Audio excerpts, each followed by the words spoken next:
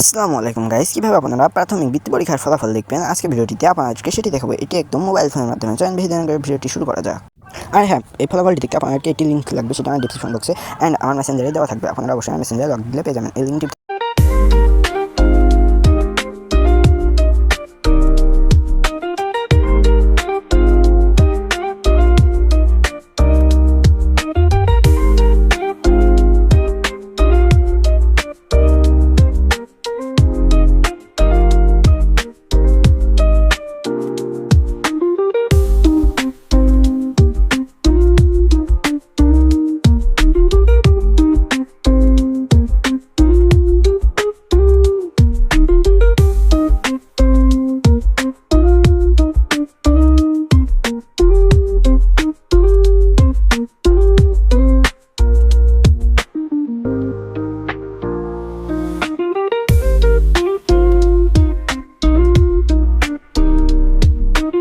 এখানে আপনারা রুলটি লিখলেই সাবমিট করলে আপনার রেজাল্টটি আপনি পেয়ে যাবেন।